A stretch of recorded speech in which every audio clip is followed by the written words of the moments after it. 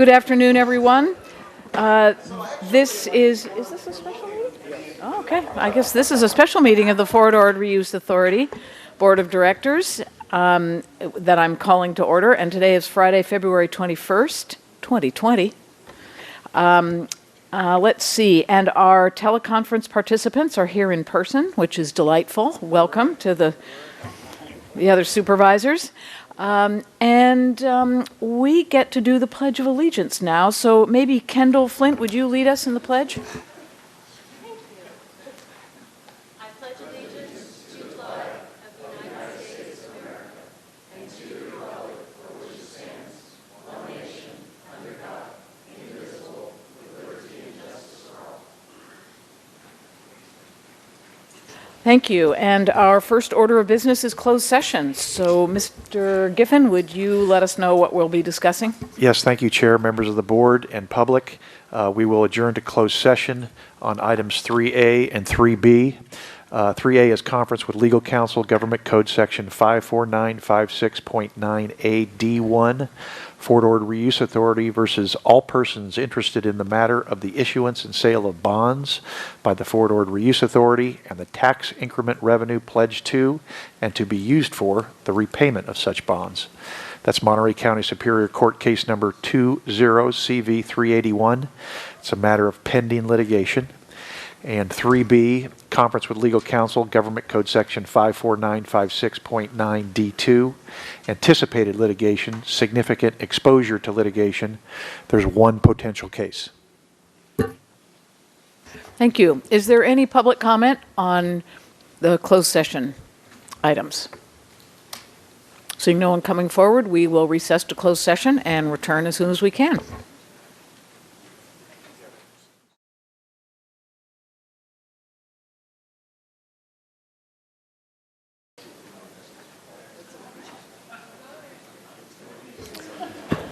I'm going to reconvene the Fort Ord Reuse Authority meeting. And Council, would you alert people as to whether there's anything that we did in closed session we need to tell them about? Yes, thank you, Chair, members of the board and public. The board met in closed session on item 3A, Fort Ord Reuse Authority versus persons most interested. The board was updated on the status of that lawsuit, and there's nothing to report out on that matter. And 3B, conference with legal counsel, anticipated litigation, one potential case where there's significant exposure to litigation. The board was informed about that significant exposure, and there's nothing to report out. Thank you. Thank you. We'll move now to acknowledgments, announcements, and correspondence. Mr. Metz. Yes, thank you, Chair. I will take the time here to make a few announcements. The first is that we are, as of today, 130 days from June 30th. So moving quickly to our sunset. Important to keep in mind.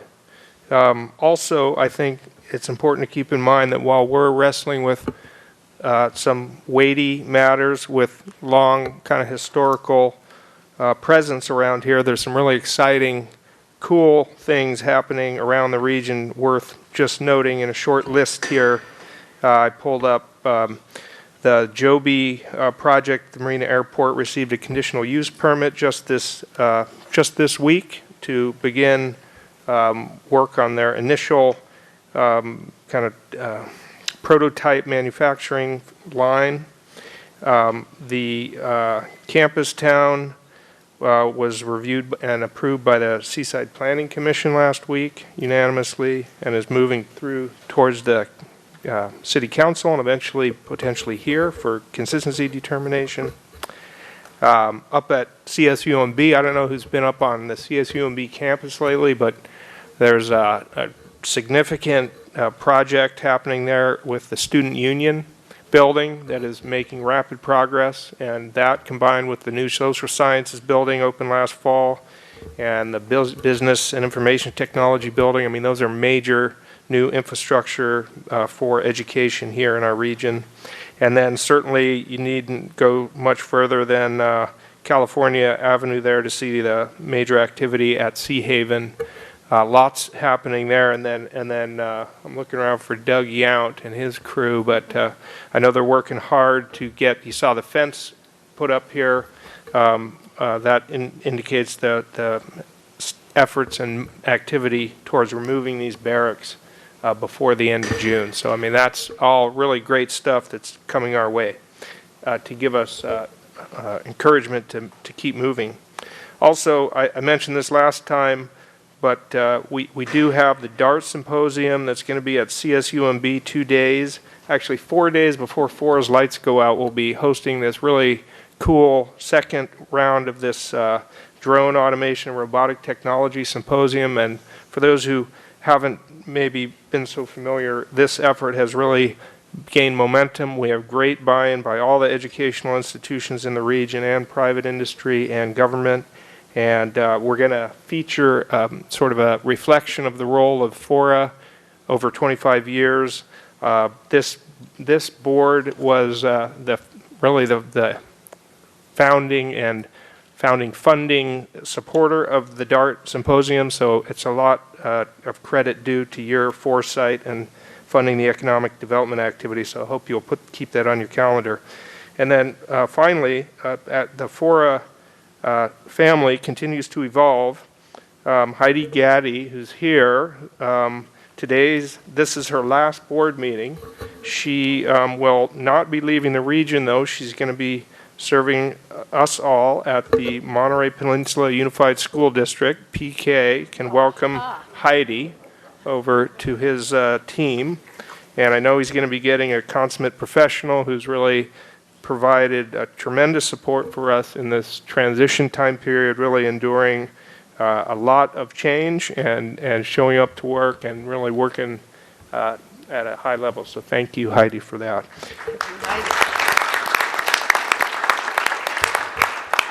And we'll welcome Natalie in her place, Natalie and Cece and Harry, who are kind of filling in. There's Harry back over there. You'll see their faces, and they have found a home with us, and we hope to have you at least through the end of June if we're lucky enough.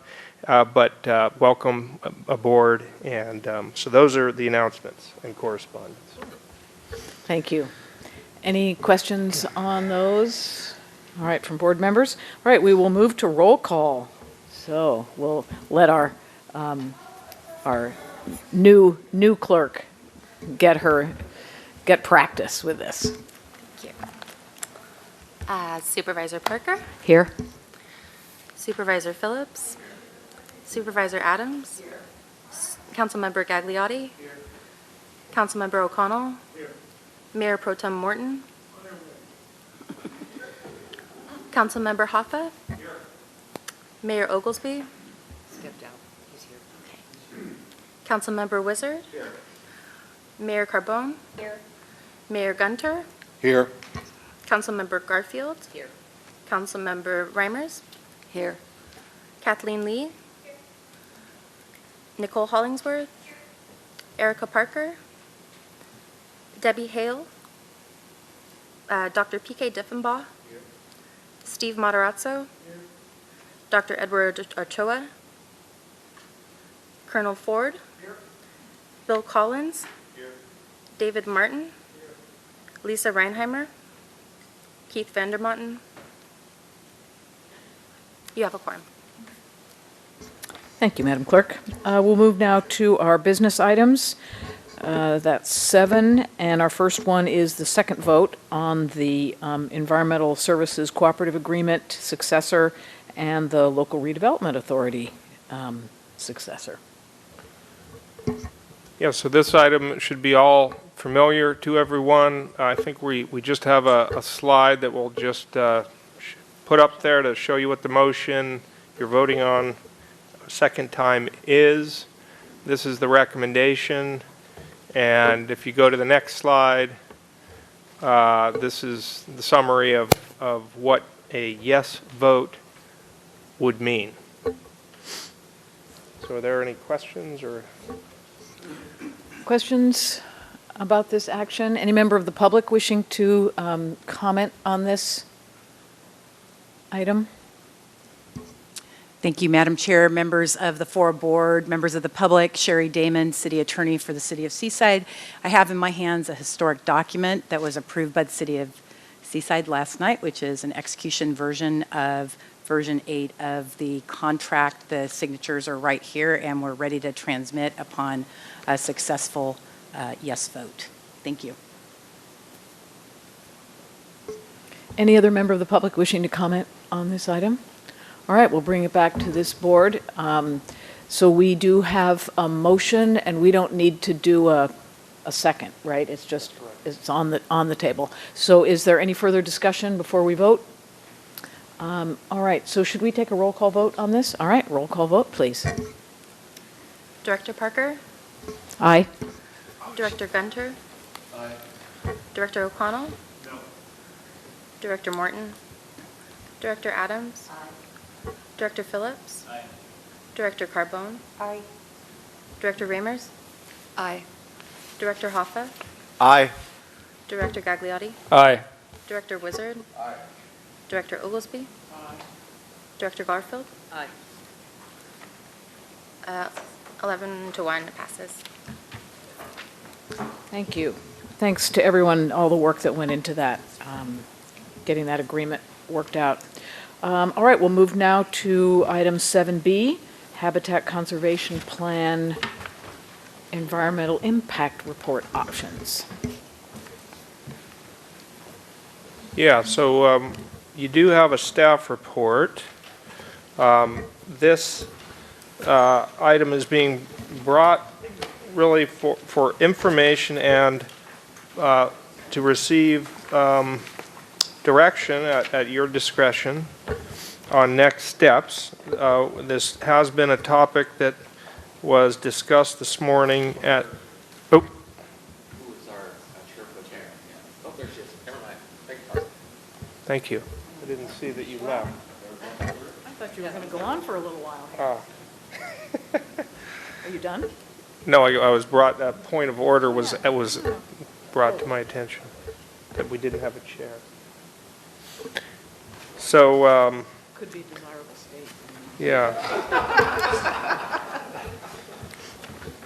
Yeah, so there's some timing issues here, which is why this is being brought to you today. And we do have a slide presentation that I thought is, oh, there's Kendall. Okay, I didn't see you over there. Kendall is going to go ahead and take us through some of these options for those who've been party to the Habitat Working Group. These will be very familiar to you by now, but the issues are summarized there and in the staff report, and so Kendall, why don't you go ahead and do your thing? Thank you. Yes, as Josh mentioned, we are 130 days out from sunset, and so one of the things that we are asking the board to consider is to give direction to the executive officer as far as what to do with the final environmental impact report and habitat conservation plan. And what we're looking at is basically 5 options for your consideration, and I'm going to go through these one at a time, kind of talk a little bit about their pros and cons. We've vetted these options through our own FORA counsel as well as special counsel, which has provided a memo which I believe was also included in your packages today. The first option, which is A, is basically to prepare and certify the final EIR. This is based on the document that has been completed up to this point, and adopting the Habitat Conservation Plan. In order to do that, the benefit, of course, is you would have a certified EIR and you would have an HCP. The challenge there is that we don't believe that the HCP in its current form reflects what is exactly happening within the community, and there's some question as to whether or not that would be something that would invite litigation. There would also be approximately $200,000 in consultant costs to complete the final EIR. The second option would be to certify the EIR based on the no-build alternative, but not approve the HCP. And with that, you'd still have the $200,000 in additional costs. It obviously has reduced litigation because there's some question about whether or not an EIR can be sued if there isn't a project attached to it, but it also is the existing EIR as it is today. The third option is to certify the existing AIR but add 2 additional alternatives that DDA has been working on. One would look at a reduced take, which means a smaller footprint for the actual development on the base moving forward, and the second would be looking at a phased approach. And many of you that have been participating in the Habitat Working Group are very familiar with both of these 2 options. Both of them are a little more closely aligned with what we're hearing now as the development projections by the member agencies that would be affected by the environmental impact report. While this one also would cost the additional $200,000, DDA staff has already sort of been sketching out what those alternatives might look like, and I'll get to the timing in a moment. The fourth option, which would be the lowest option for litigation, would be to not complete the EIR through FORA and therefore not approve the Habitat Conservation Plan. Under this scenario, that action would go to the Joint Powers Authority if one was formed. And the idea here is the JPA would not necessarily have to immediately take on the role of Habitat Conservation Plan implementation, but rather would be able to enjoy the several months or how long it might take to revisit the Habitat Conservation Plan and either amend or adapt it to make it be more closely associated with the development projections, be that phasing or a smaller take moving forward. And at that point then, the board or the group of the JPA could determine whether they want to then certify the environmental impact report and continue that process. The fifth option here, of course, is basically to have that happen with the JPA, have them adjust the HCP, and approve the EIR. Now, what we know on this from the attorneys is that the transfer of lead agency status, there is precedent for that. So if and when FORA sunsets, the underlying agencies through the Joint Powers Authority would be able to take over that role and then lead that effort going forward. The advantage in this particular option is that there would be very little or no exposure to litigation for FORA. You may have also noticed in your agenda packages references to staff reports from LAFCO, and previously we had correspondence from Landwatch. We do believe that, especially as it pertains to the LAFCO piece, LAFCO has expressed concerns about their potential liability should the EIR be certified before FORA's sunset. In speaking with our attorneys and also theirs, we're not certain that they would actually have exposure, but it is out there in the staff report. It's something to be considered. So what we're really looking for today is a robust discussion about the pros and cons of these different approaches. One thing that I would like to point out in the memo from HK, it's on the 4th page, there's some question as to the value of a certified environmental impact report if you do not have an accompanying project that it's been approved along with it. And I know there's been some differences of opinion on where that goes, but that is one of the things that we did ask specifically of the HK group. And while the EIR would have, final environmental document would have value, it would not have as much value or be as legally defensible as one that was, again, associated with a project. And here's where the fun stuff comes in, which is why we're talking about this today. If the board gives direction to staff to move forward and complete the EIR, complete that final document, we would then trigger that work to be done by DDA. During April, they would be responding to the 30 letters that they did receive as part of the public comment period. And then during that time, we would also anticipate circulating those 2 alternatives which have been developed. I want to be clear that the California Environmental Quality Act does not require circulation of the environmental document, and frankly we can absolutely put those alternatives in because they are lesser in scope than the previously envisioned plan itself. But we do know that this is Monterey and people will want to look at that document and ask questions about it, and we want to make sure that it's completely transparent. During April, they would continue that work, and then they would publish the final environmental impact report, which is basically the original EIR with the response to comments, and that's what constitutes a final EIR. And then the board would have the option of certification in June. So if it is your intention to move forward with the certification of the final environmental document, you'll need to give direction to staff to trigger that action sooner rather than later. And if it's the intention to transfer the responsibilities to the Joint Powers Authority, then you would have to consider whether or not the FORA board would allocate funding to help offset those costs rather than burden the individual jurisdictions with the cost of moving forward. So those are the kind of three paths, if you will, moving forward. I'm able to answer any questions you might have, as would be FORA Council, and I believe we have the HK, do we have other council? No, FORA Council as well. Thank you, Ms. Flint. Mr. Gagliotti? Yeah, I just wanted to clarify that actually of the 5 options, the first 4 all include FORA certifying the EIR. The 4th one actually was that the JPA would take a certified EIR from FORA. Actually, no, on the 4th one, the was do not complete the EIR, but provide funds to the Yeah, JPA. That's not how, Is it in in the HK, In the HK memo, yeah. I would defer to the HK memo, yeah. That's the way it read in the HK memo. Yeah. So the first 4 are all FORA certify the EIR. Right. Mr. Hoffa?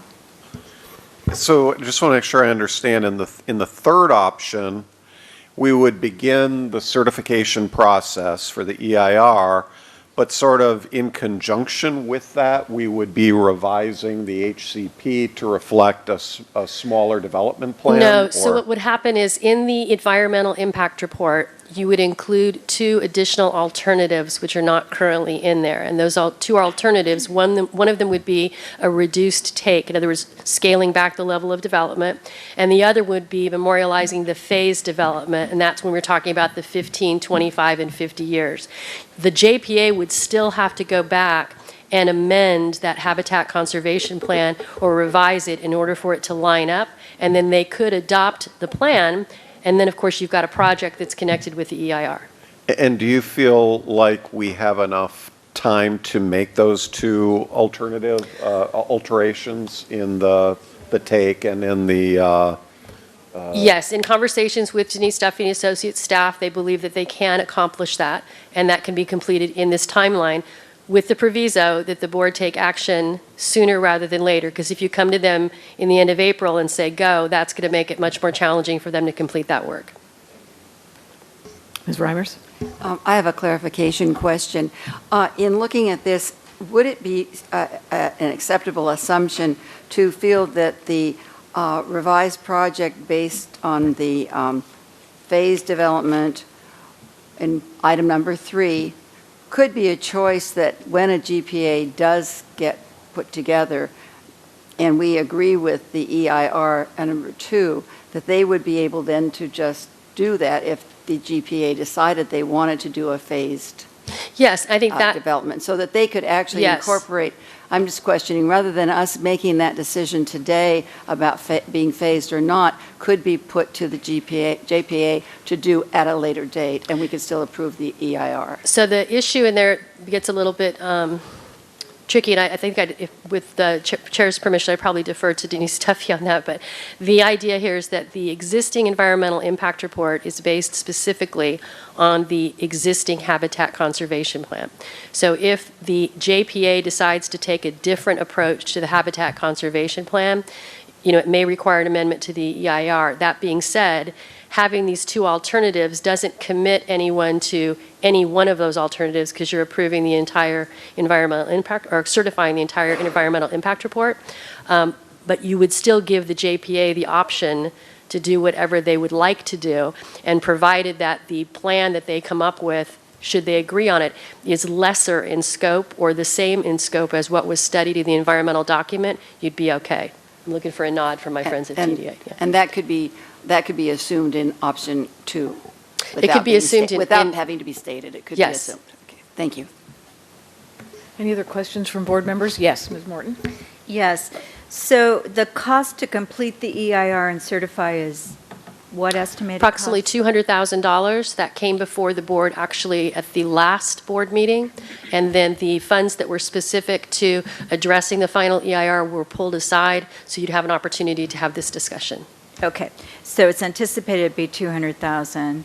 And these funds could be transferred to a joint powers authority if the FORA board decided, if option 5 was selected, correct? That's correct. You'd have an opportunity as a board to determine not only the 200, but if you wanted to have a discussion with DDA and ICF about the costs of revision, when we come back to look at the remaining funds that FORA has, its discretionary funding, you could request those funds go to the Joint Powers Authority for a more thorough take on the HCP and also potential revisions to the environmental document. So if FORA were to certify the EIR presently, is the information that we have been provided on one of our Friday morning meetings in the ad hoc or subcommittee, is that the EIR would meet the requirements for a federal base-wide permit, but currently does not meet the requirements for a state base-wide take permit in its current format. I think we're mixing some things up here because the federal permit is coming from the NEPA side of the house, which is the EIS, which will move forward with the federal government. Until there's actually a approved environmental impact report and an approved project that goes with it, no permits can be issued. But how do you measure the impacts of a project in an EIR if the impacts assumed in the project do not reflect what's going to be required for the project? I think if what you're asking me is a revision to the habitat conservation plan that might change the parameters. So the environmental document, let's say, has this big of a reach, and in a potentially revised HCP, let's say it's this big. Okay? As long as it's less, in other words, you're taking less land, there's less impact, you can still use that document. If it was the reverse, where the environmental document was a smaller or more narrow focus, and you chose to go larger, then you'd have to redo the document, recirculate, and start over. In the same way that if any one of the member agencies, let's say that it is not certified, you'd have to go out again from the beginning, notice of preparation, and provide an environmental path to get your permit. So the question that I have is, the state agency on the phone was indicating that it is not accepting what's in the current HCP plan as being broad enough that they want a different ratio perhaps for protection of Sangilia, that they were looking for broader protections. So I'm trying to make sure that if we're certifying an EIR, it is actually going to be useful to get that statewide permit and doesn't need to be amended in 3 months when the state agency says you need to do more. I would be more comfortable referring to Aaron Harwain on that because I would not want to give you the wrong information. And we've been doing this all week.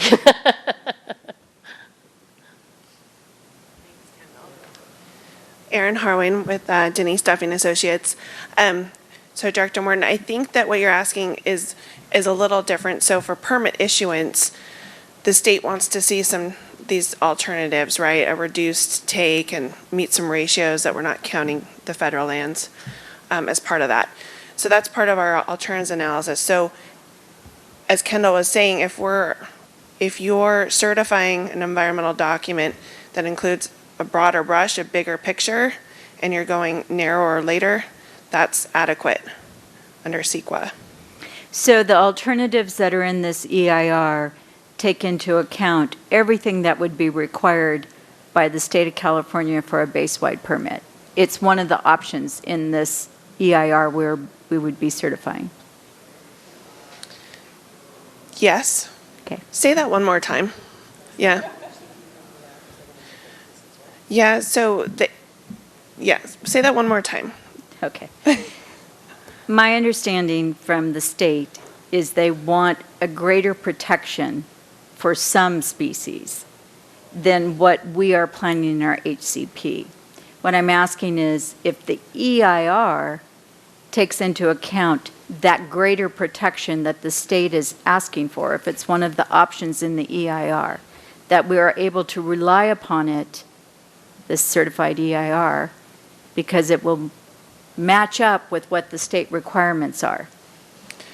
If you add those alternatives that we've been talking about, those would be addressed. So the alternatives in the current EIS, EIR are varied. The HCP, the no action, and then a reduced take, which is different than the reduced take that we're thinking of now. So to add the two other alternatives in, that gives you the coverage that you have considered this. And so when you're not approving a certain project or alternative, the EIR certification is, in fact, I really like the language in the HK memo that talks about the certification of the EIR being a distinct step from approving a project. The lead agency first decides whether to certify an EIR and is required to make findings that the EIR complies with CEQA, reflects the lead agency's independent judgment and analysis, and was presented to the decision-making body, which reviewed and considered the information in the final EIR before approving the project. So the permitting process is different than the CEQA process. So when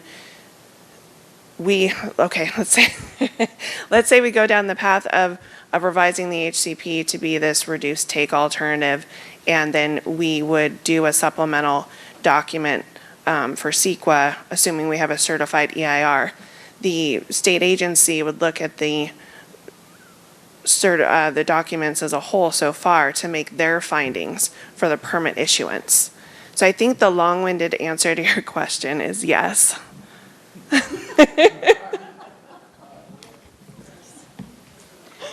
Okay. Other questions from board members? Mr. Oglesby. I think it's for Aaron. I guess that's right. I guess I'm asking for your opinion as we go through these options within the letter of what H&K's memorandum. After all the money we have spent to get towards this EIR, the work you put into it, us not having the time to complete the HCP, notwithstanding the legal challenges, but we just don't have the time. Would you say option 2 is beneficial to the jurisdictions or the entities or the agencies that may use this EIR? Would it be beneficial for us to go ahead and certify it or not? As we move forward, because we're moving forward. So either we go past this opportunity to certify the EIR or we don't. You are the consultant. Does it make sense to have wasted all that money, not certified it, and I know if we move past the years past, we'll probably have to come to you as individual jurisdictions and pay you separately. It's more expensive. I know. But as this body right now, as a consultant to this body right now, is it beneficial to the entities to certify the EIR as soon as possible? That's a great question, and thanks for asking my opinion. I have been working on this for a little bit, and we have spent a lot of the public's money, and the public's money is only wasted if it's no good in the end. I feel really good about our document. I think our EIR EIS is a really solid document and would be beneficial for the approval of the current HCP, but I understand that's not what we want. And since we don't have time to revise an HCP and do a revised CEQA NEPA document, and going back to what you said this morning, Director Oglesby, I just don't want to miss the boat of having this document, this information, not available to you later if you went down a different pathway than the JP8, because I have been working on the former Fort Ord for 20 years. I have been at these meetings for a long time, and we've gone back and forth. The HCP has been delayed for a number of reasons for a number of years. And I can't say with certainty that in a year and a half, we're going to have a revised HCP that everyone's happy with again. So what if you do something different? I want to give you a document that allows you that flexibility in the future. I don't want you to put all your eggs in one basket. Thank you for that. Is there anyone that can tell us roughly about how much we have spent, the public's funds, on this EIR process? For DD&A, I think it's close to about $1 million over the last 16 years. Okay. And so, do you have anything, Josh, total? There's roughly? at least another $1 million that I know about. Okay. There was Xander, and then there's ICF, and yes. Right, close to about $3 million that if we did not certify, it would just be wasted. I mean, it's information out there, but it should be, it was all geared towards this EIR process. Right. Okay, thank you so much. Other questions from board members? Yes, Director Morton. So, Aaron, the benefit of the work, very valuable. The benefit of your work, your agency's work and your individual work, which I know this is a lot of your work product, to Mayor Oglesby's comment about bringing it to a conclusion, if in fact the JPA were to certify this, the JPA got created, we work on what is going to be this 15-year, 25-year, 50-year phasing, actually had a project and certified the EIR, aren't we realizing the benefit of the $3 million and all of your work? How is it different? Yes, that's a good question. There are a lot of nuances here. And so hypothetically, if I was to put it out there, let's say the JPA takes on the CEQA, NEPA, and the HCP process. So what I could see happening is a revised HCP with this phased or reduced take analysis and a revised and recirculated EIR. You wouldn't have to start from scratch, and there's a lot of stuff to build from, but you're still, it's still worthwhile, I think, in the future.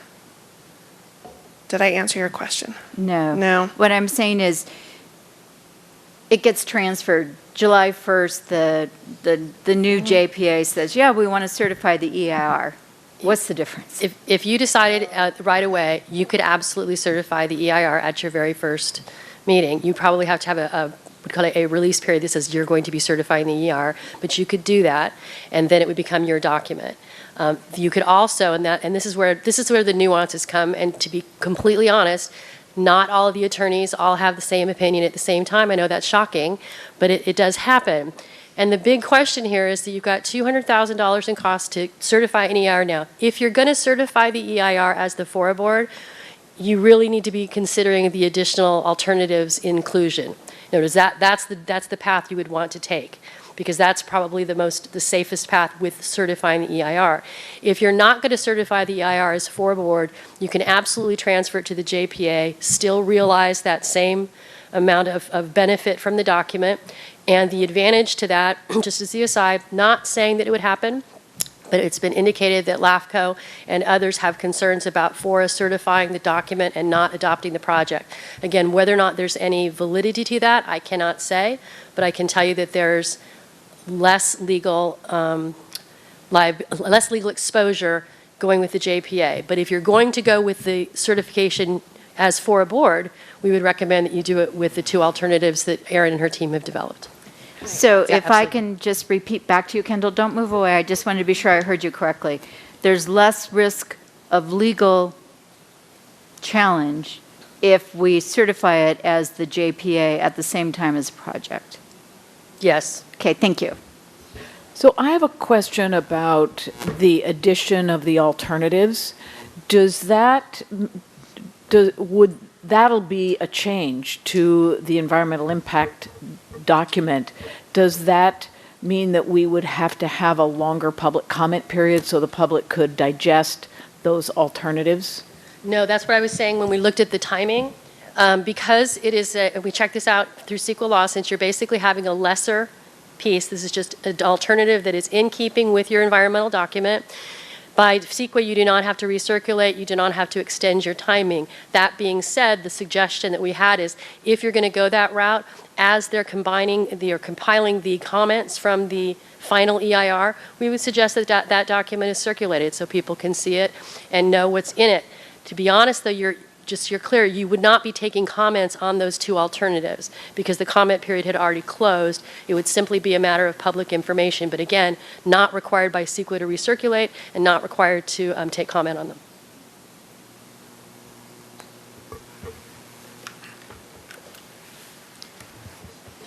Okay, Director Gagliotti, and then Josh has a question as well. The one point that I want to raise is that this assumes, option 5 assumes that we are going to have a JPA, and for the last 2 weeks, we've been taking straw polls to see where we are And we all, for the last 2 weeks, have decided, or have agreed that, well, we do want to certify the EIR, and then figure out what we're going to do for HCP or HMP later. And now we're hearing that maybe we're not going to be even certifying the EIR under as a FORA board action. It gives me great pause that I could see us now saying, okay, well, we're going to assume that we're going to have a JPA. We'll kick all of this effort and we'll fund this to the JPA. We get beyond the point of where the FORA board can actually certify the EIR, and then we're basically stuck. And then we start hearing discussions. Well, maybe we don't want the JPA. It's the missing the boat part. So I mean, I implore this board. We've got a timeline that's sitting here. But let's do these things in the time and with the effort and leveraging the expense that we've already made, and just get this thing done. I mean, this is the easy one. The EIR, certifying the EIR was the easy one of the two. So that's what. Thank you. We seem to be moving into comments, so I'm going to open it to the public, and then we'll come back for more board discussion. So any members of the public wishing to comment on this item, this is your opportunity to do so. I'm Lorna Moffett. I think certifying the EIR is tragic and fatal for all the species. It's very flawed. And it's been my understanding in all the EIRs that I've visited and commented on in the past, it always seems that the most harmful alternative is preferred. No matter what the comments are, they are dismissed and the preferred alternative stays. Yes, one can litigate, but at what cost? Our governments are not fair, and they seem to exploit nature over and over and over again. Again, it's surprising to me there's not a sixth option, and that option would be that FORA takes no action and the Joint Powers Authority does not certify the EIR and does not approve the Habitat Conservation Plan, which is really just a big take of the species. I imagine that the 100-acre parcel that the city of Monterey is given must be feeling with its 8 endangered species clinging to existence while we humans trod upon its ground, imagining condos and business units and money and mitigation take more business units and homes and artificial gardens, the thunderous roar of bulldozers and rackets of nail hammers. We are humans, we can take, we call it mitigation, we do it all over the world, we cannot help ourselves, and we are driven, and we really don't care about the future of our children. So here, in little old Monterey, the chosen womb, the birthing place of so many rare and endangered species, just not enough people to care. The starfish are gone, the pelicans so few compared to years ago, the sardines, the monarchs, the little-known surf scoters disappeared, and now even our Canadian geese. All these life forms so dependent upon our choices and hanging on by threads.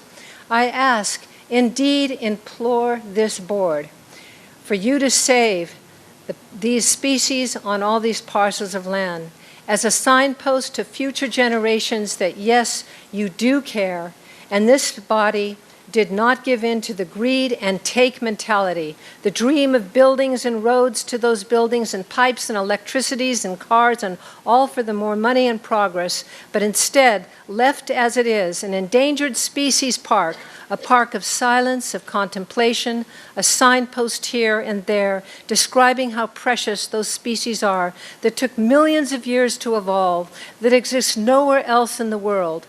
A park as a promise we humans will indeed no longer forsake ourselves or Mother Nature for profit.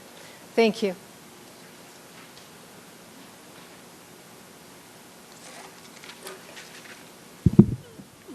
Michael DeLappa with Landwatch Monterey County.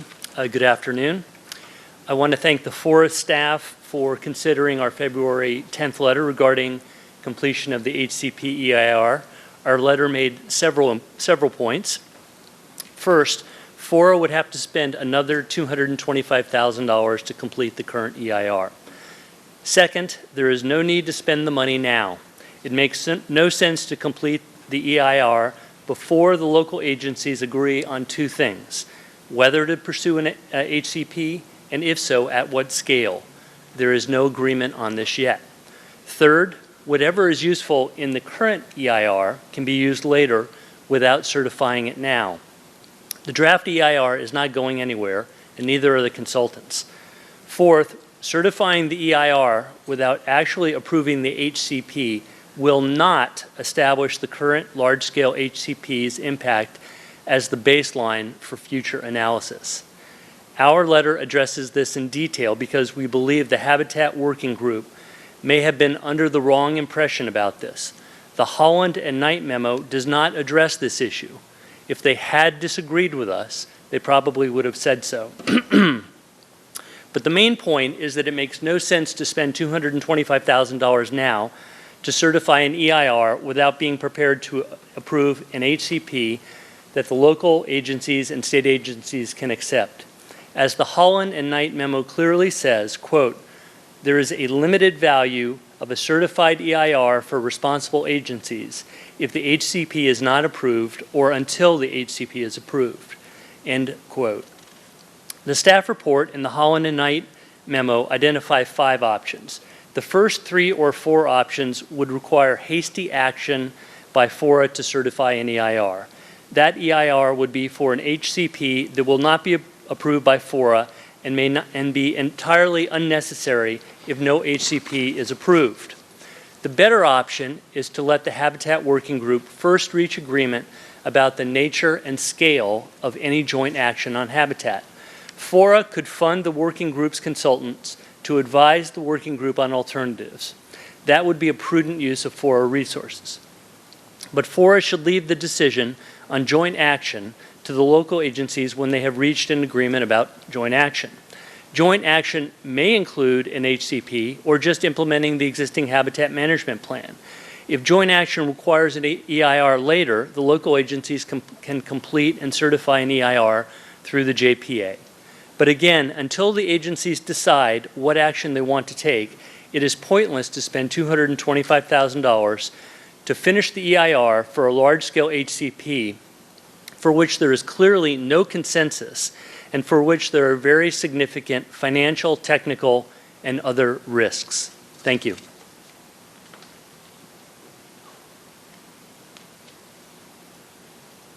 Good afternoon, Hans Uslar, City of Monterey. I wanted to point out 2 things.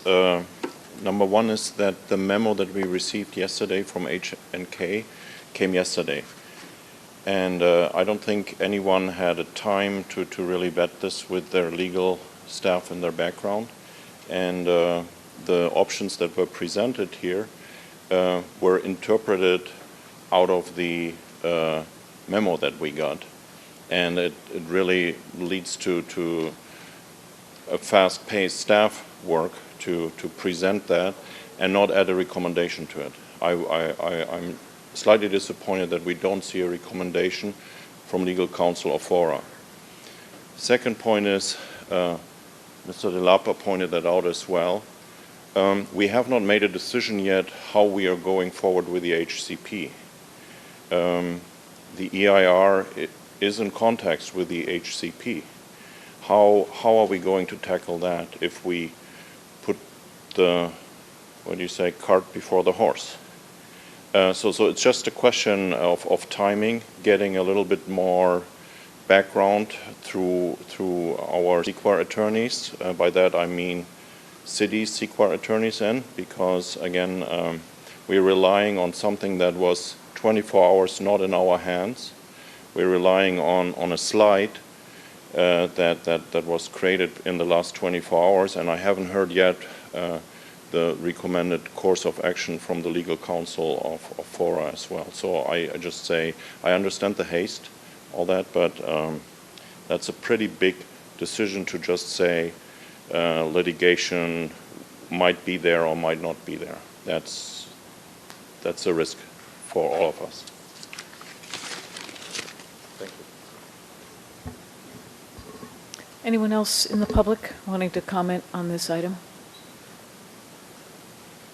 All right, seeing no one coming forward, I will close public comment and bring it back to this board for discussion. So our agenda item is to receive the report, which we have been doing, and provide direction on next steps.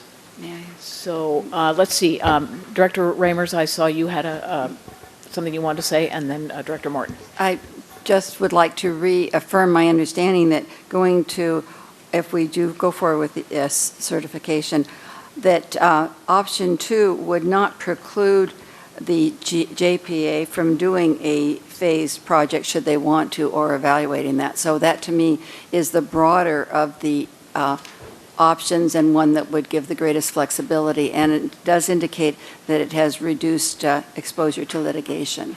And the word reduced is always, especially with litigation, a good sign. So I would certainly consider that one.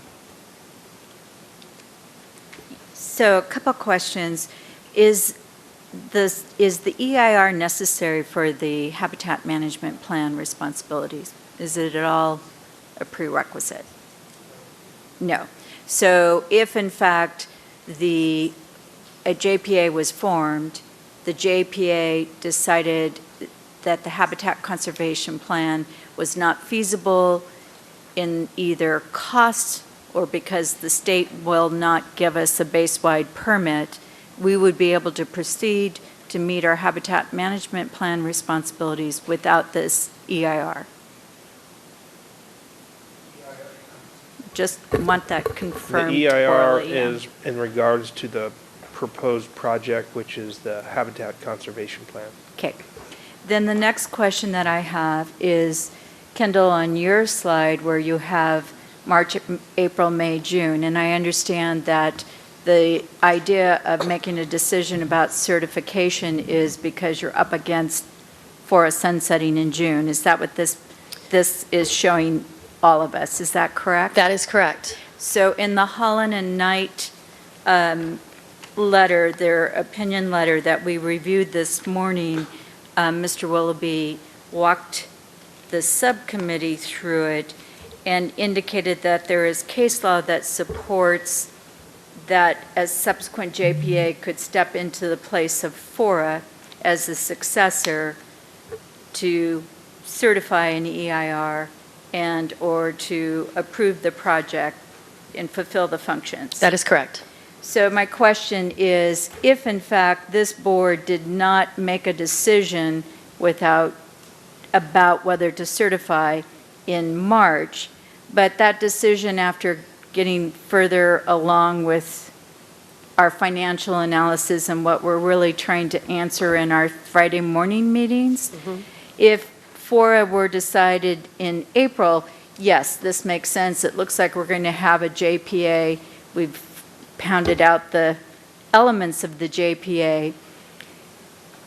And in April, this board said, yes, we want FORA to certify. In fact, FORA could start the process, spend the $220,000 because we now think it's prudent expenditure of funds.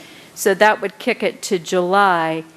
Wouldn't be done until July, but the JPA would be able to certify, step in your gold box process. Is that correct? My understanding is that that is correct. Okay, thank you. Mr. Hoffa and then Mr. Gagliardi.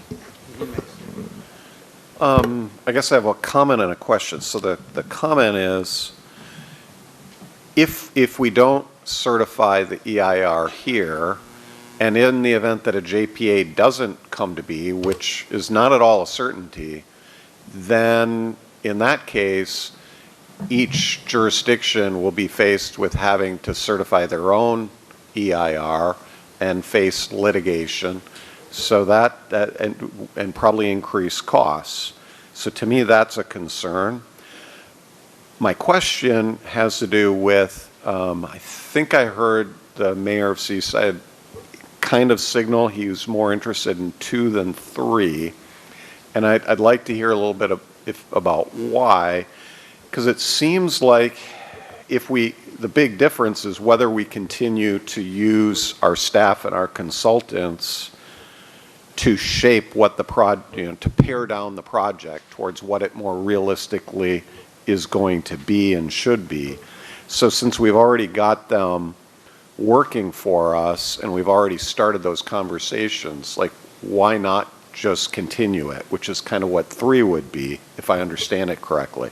So what's the advantage of 2 versus 3?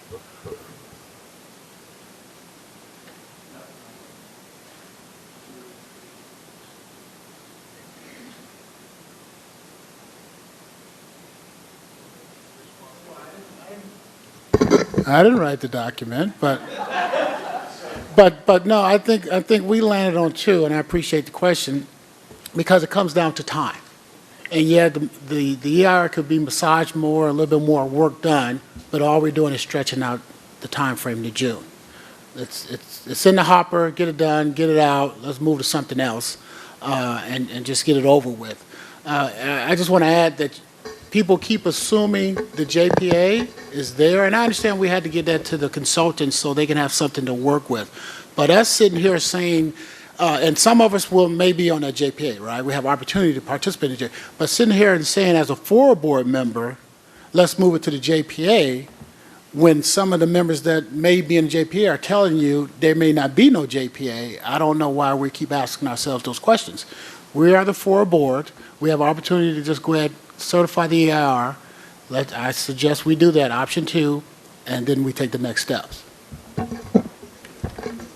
Yeah, if I might just to address the point about the time, I think the intention of offering this alternative was really to try to incorporate the work of the Habitat Working Group and coming up with these reduced take scenarios. And Aaron at EDA has done a fair amount of work to get that to a point where what we're being told is it would not be a significant time addition to incorporate that in the current EIR, which would have some value according to what we're being told. So that's why it's in here. But Thank you.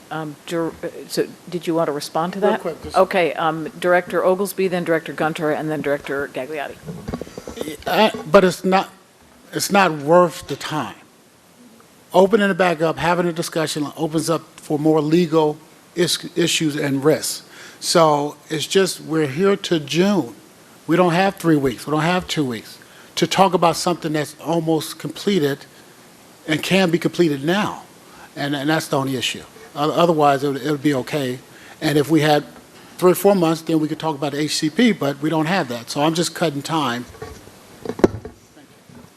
Madam Chair, I'd like to make a motion that FORA certify the EIR with the current analyzed project and alternatives, and does not approve the HCP, and very shortly, because if all cities and the county has to go out and do this again, it'd be $5 million, I figure, when all of you decide to make up your mind to have another EIR and go forward, because I can see there's some differences on whether you're even going to have a JPA, but this is an opportunity that will benefit all those parties. That's my motion. There's a motion. Is there a second? I'll second that. Okay, thank you. Director Gagliotti, did you want to? Yeah, I did want to just have one kind of clarifying question on that. Does all the work that the HCP working group then basically kind of halt if we do not do, say, option 3, all of that, or are we still going to kick off Denise Duffy and Associate to figure out some of those pairing options?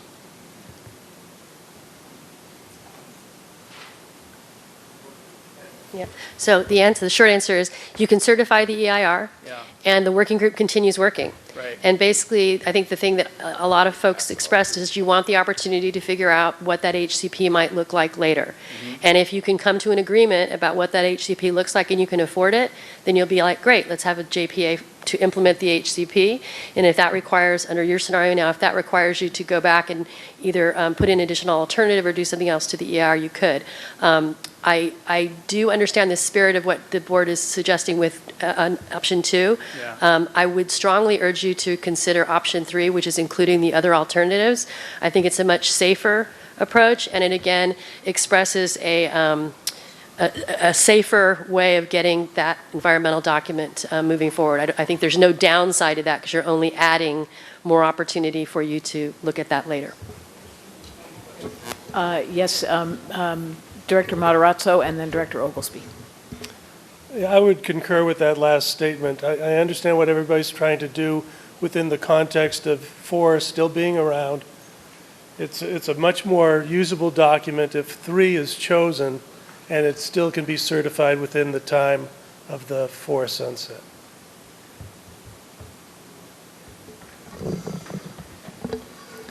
Well, it's two things, and so we're on the question.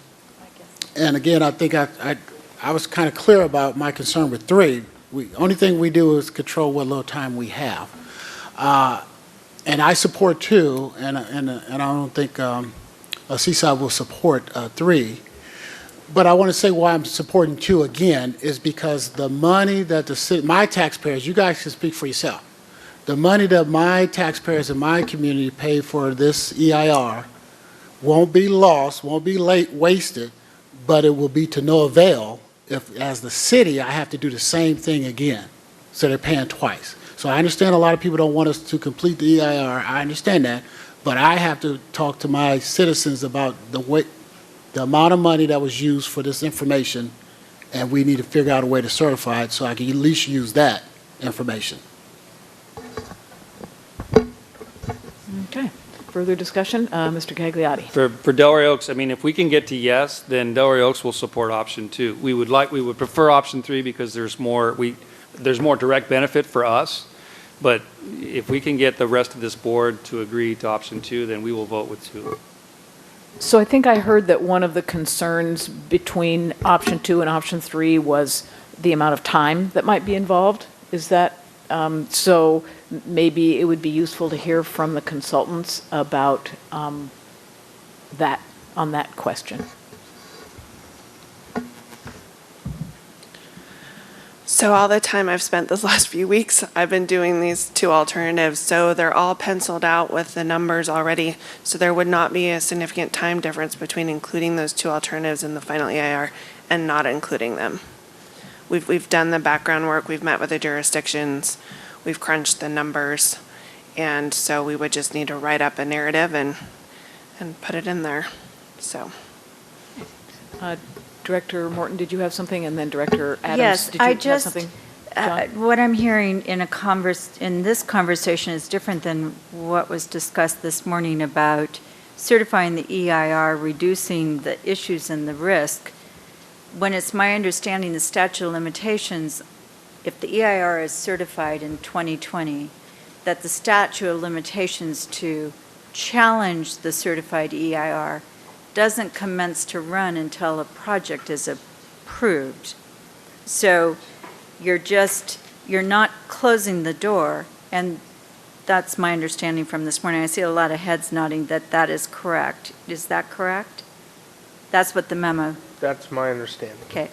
So by certifying it, we're not really reducing risk, the risk is still going to be there when the project's approved, and the lawsuit will challenge the certified EIR from FORA, any subsequent supplemental EIR by the lead agency, and any complaints about the project.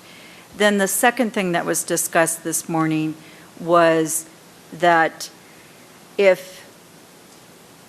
I'm not sure how we rely on it. I still haven't gotten a clear answer of the value of relying on a certified EIR unless we have the HCP. And so I'm still trying to hear where that value is. $250,000 to complete this is still a lot of public funds. And believe me, I'd rather have all of us contributing to that, but I need to make sure there's value, and I'm not hearing that. Director Adams? So anytime I'm in a position like this where I feel like I don't have enough information, that I feel like it has come in too quickly. And I'm troubled because I don't want to see us, blow anything by postponing it again. But anytime I feel like this, I know it's not the best situation. And just in chatting with our our own attorney, who's not had the opportunity to really look at this, I don't feel comfortable being able to move forward. If I were to move forward, which I don't want to do, it would be looking toward option 3 rather than option 2.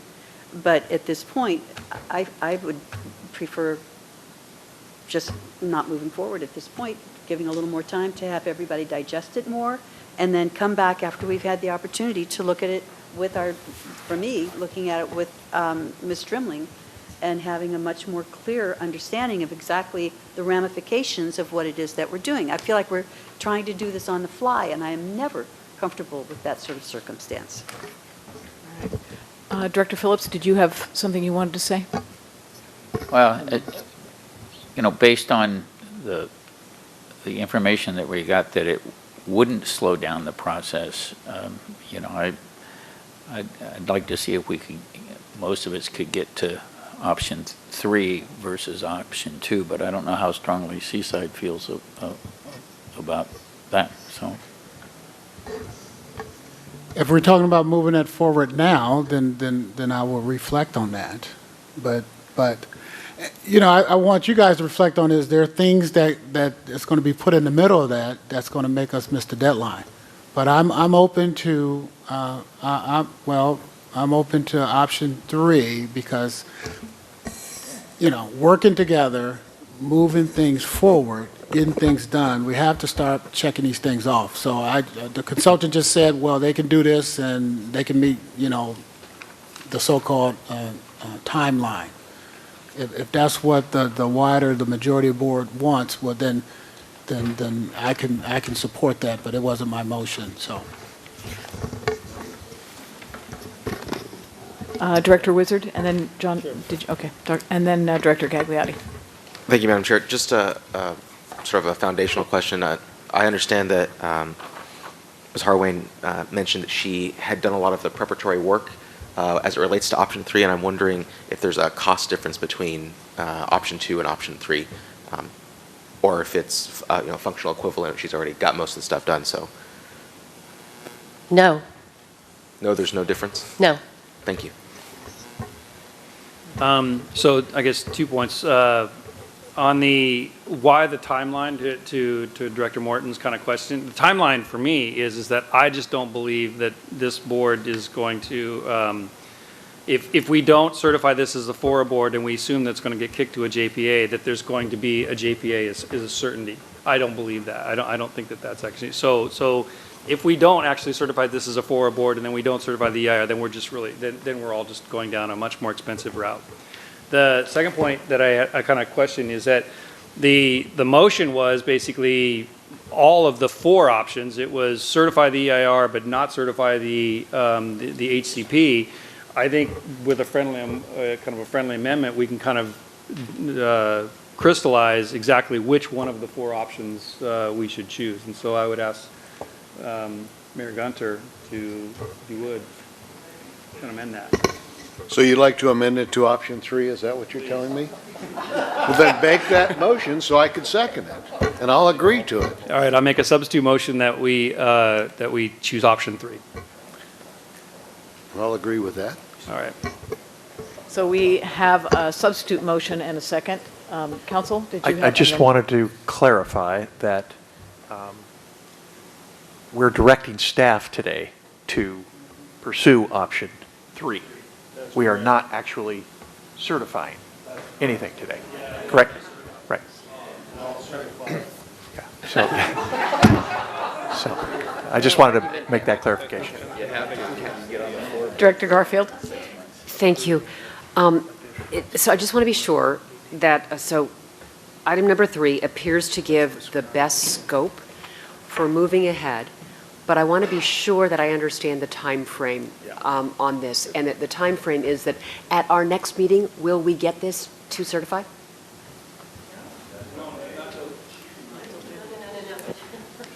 Okay. So If you give direction today, and let's just say hypothetically that it's not unanimous, you come back at your next meeting, we have a decision. Then in April, basically during the month of April, DDA would work on creating the final EIR. And March. March, I'm saying, March, we'd have a board action. April would be response to comments, and the actual final EIR would likely be published in May. And then the board would have the opportunity to certify in June. So that's the timing that we would be looking at. Yeah, and I will add to that. This is a diagram, and that we would begin working immediately to move all of this forward. The main practical application is that we pulled out what was before you last meeting. It was task 15 on a proposed scope of work by DD&A that was specifically focused on addressing the EIR process and moving that to a final EIR. So by taking the proposed action on this motion, you would in effect be authorizing us to move ahead with task 15, which is actually in the staff report that I think to Hans's point, yeah, this is all happening very quickly, so apologies for any gaps, and I am watching Hans and learning from his deliberate and style. Question. Yeah, so the fiscal impact is described in the staff report. A total of 199, Just to be clear, my question was is that we're not slowing things down. Right. Yes. Thank you. Yep. On the question. Director Oglesby. Again, this was not the best option for Seaside, but we are community partners with you guys. So I want you to know that. And appreciate no slowdown. The main thing is I think the document is there. Let's complete it. So I appreciate you guys shaping it to what you think is best for your own communities and what you're trying to do. So from my understanding, I'm not sure the benefit of a certified EIR when there's no project, how that benefits Marina or any of the jurisdictions going forward. To council's comment today is that today is direction to start down this path.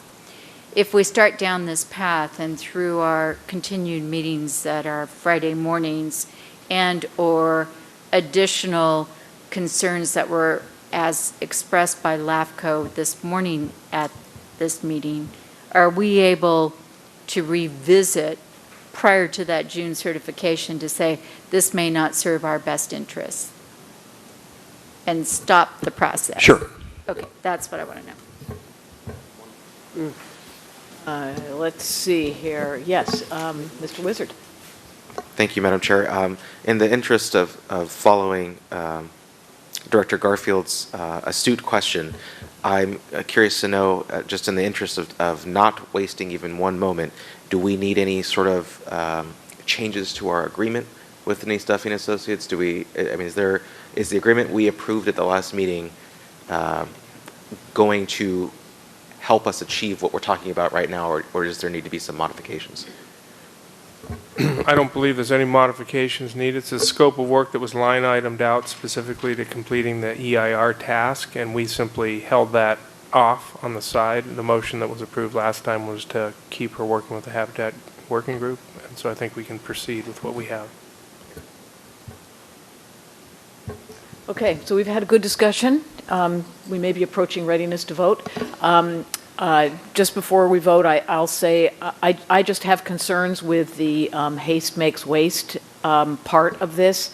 I think we are aware that we have limited time left to act as FORA, and I think that may be clouding our thinking a little bit on this. I would prefer to take a little more time because I do have questions about whether this is money well spent at this time on this set of activities. We all seem to think that FORA has unlimited money that we can come up with, but I'm a lot more interested in the kind of work that the Habitat Working Group and that the JPA, should it be formed, is going to be doing about what are we even talking about in terms of our plan for habitat.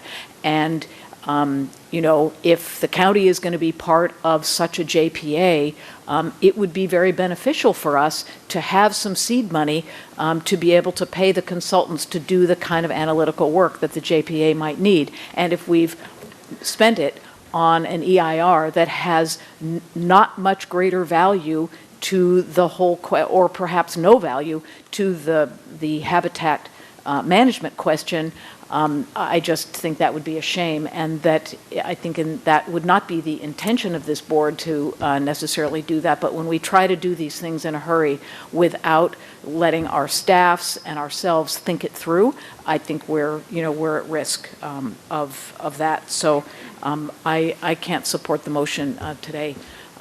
But having said that, if anyone else wants to make a comment, please feel free. Otherwise, I will go ahead and ask us to vote. Mr. Hoffa. Yeah, I appreciate the concern about moving very fast and about having gotten like the legal analysis just so recently.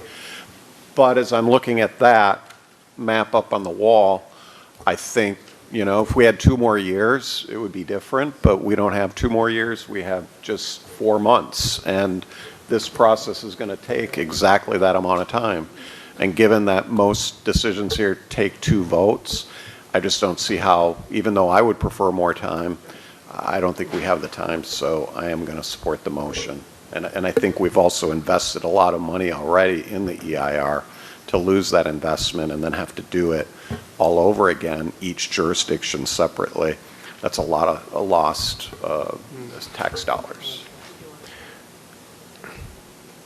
At risk of complicating things, I might offer this recommendation, which is that we have these Habitat Working Group meetings every week, and we did just get this information on a very tight time frame, and we wanted to bring it to the board so that everybody was aware of these timelines. We put this chart together, not starting in February, because we figured we'd be getting to March by the time this decision might get made, either by a second vote or by taking a little time to get to unanimous. So one thing we could do, and to address some of the question of wanting to get more, having more time to look at, is we could ask the Habitat Working Group to consider it at their next meeting and have a recommendation for the March 4th or March 13th board meeting. That's an option for you. Director Garfield. Thank you, Chair. Just to continue on in that vein, I think we've got a lot of parallel processing to do. Where we are doomed if we're going to do this in a linear fashion. And so I look to the Habitat Working Group to be coming up with their issues and sharing them with us so we understand this as we go down this cascade. We'll get more information. I think it should be started now because to your point, we will learn more, we will hear more, people will synthesize this, and we can always change a vote on the second vote if pertinent information comes up. I'm in favor of starting this, see where we are March 13th, and really I'm appealing to the Habitat Working Group to give us substantive information about where things are going and how you're feeling about stuff. So I'm going to support this and look for continuing flow of information as we go forward. Okay, Director Morton. Just to respond to that, at this morning's Habitat Conservation Working Group, I sat as Marina's representative clearly in the option 5 because this EIR didn't seem to, certifying it by the FORA board without a project, didn't seem to have a lot of value. And we still haven't synthesized what's the cost of going forward with the HCP, even in a phased plan, that this may be a useless document.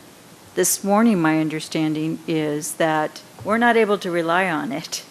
We still, if Marina does a project, we will have to address our own EIR. It might be a document that we start with, but you have to do something more, plus the project, that we still would be bearing the cost of litigation.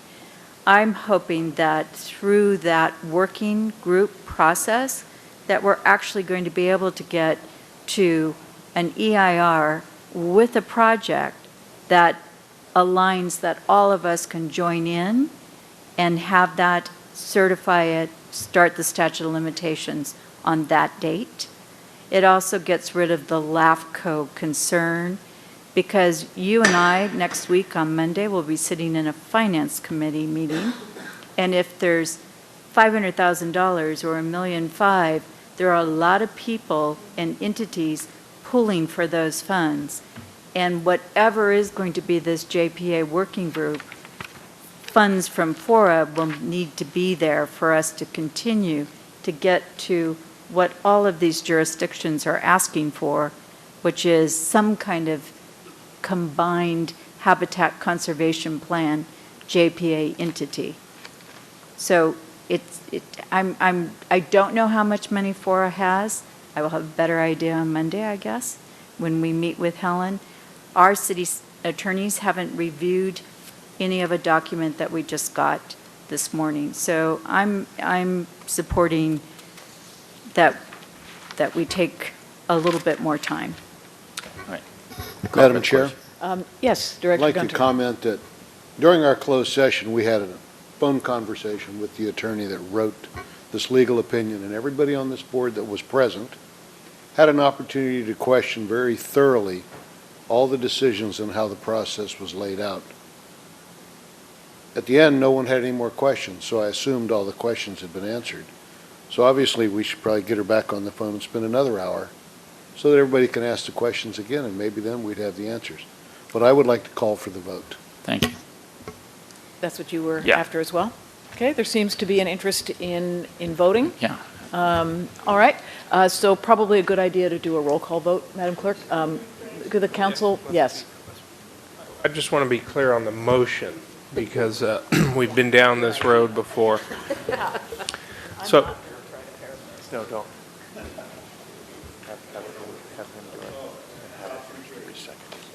Yeah. microphone, please. Whose motion? We are directing staff, His motion, substitute motion. substitute motion. Point of order. Let's ask the clerk, let's ask the recorder who made these motions. See how they got us confused already? Right? You ask, what is the motion, to repeat it, and then they say, well, we don't even know who said it. So now we have to restate it again, have to confirm, and it's not correct in the record, so we need to be careful.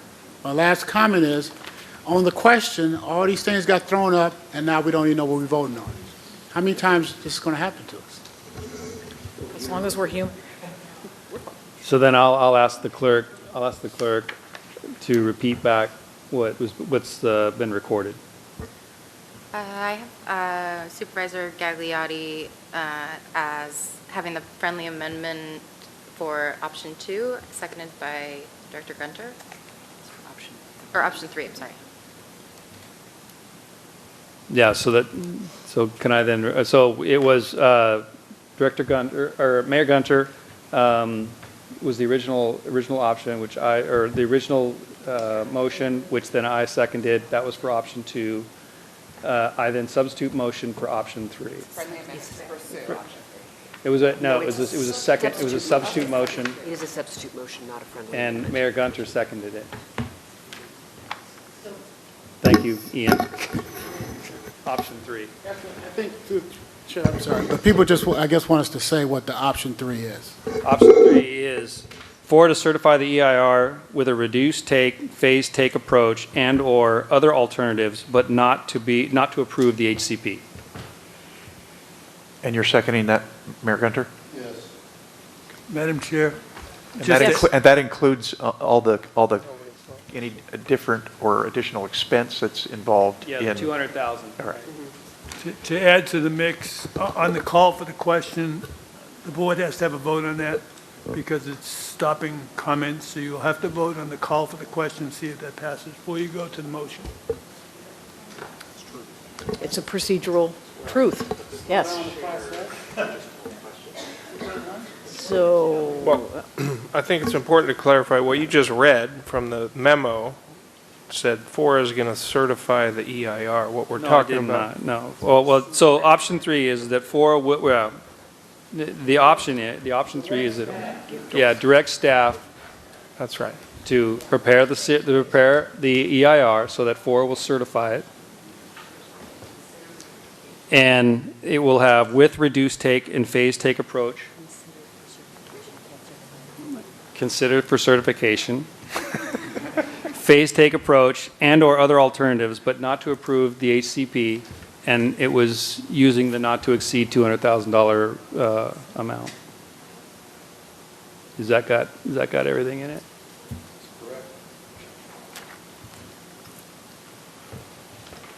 Or we could simply decide that we're not going to do this today. We're going to do it on March 13th when we've had time to really get through this. Yeah, yep.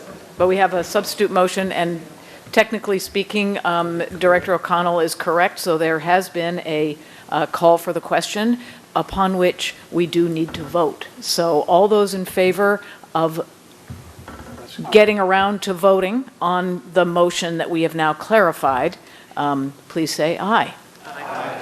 Any opposed? Okay.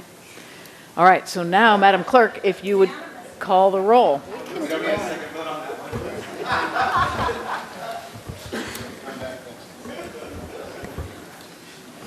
Director Parker?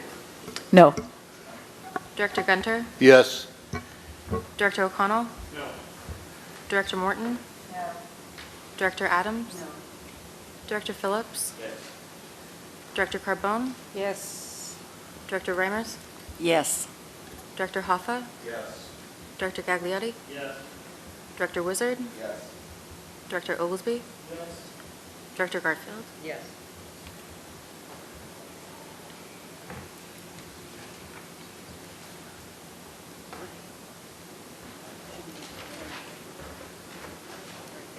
Nine, four. Okay. Madam Chair, Thank you. Yes. because Director this Adams. motion did not pass and therefore it has to come back for a second vote, there is nothing that prohibits us from meeting now with our attorneys to have clarification on exactly what it is that we're doing. Is that correct? That was what I was hoping for. Thank you. Great. Yes, thank you. All right, so that has completed business item 7B. We'll now move to public comment period. This is an opportunity for members of the public to address the board on matters not on today's agenda.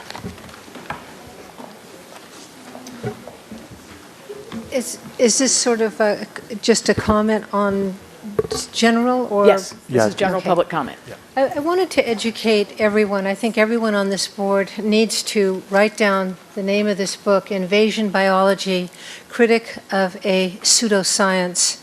And it's all about how Monsanto, in the early 50s, created the California Exotic Pest Plant Council. And they went to all the little native plant societies, they went to all the parks. Government was part of this, and it's in here, the herbicide connection. And Nelroy Jackson, he was the co-founder of the Exotic Pest Plant Council. And if you take a moment to follow the money, we find that the exotic pest plant councils have received considerable funding from herbicide manufacturers. Monsanto employee Nelroy Jackson was a founding board member of Cal EPPC and served in that capacity for many years. According to Cal EPPC, biographies of the candidates updated, Dr. Jackson is a product development manager for Monsanto's company with responsibility for the development of industrial turf and ornamental markets in California, Arizona, Nevada, and Hawaii, and he has been instrumental in the development of Roundup and rodeo herbicides for vegetation control in the West. So Jackson is also on the National Invasive Species Council Advisory Committee and is now on the board of directors of the Natural Areas Association, which publishes many articles on the threats of invaders. So what this book basically teaches us is that there's no such thing as invasion biology. All species move all over the planet. And the new ones come in and they will take over for a while, and then others come in and they take over for a while. And so this has been a big hoax on us. We are now have a weed phobia, so that we make everything like a desert motif.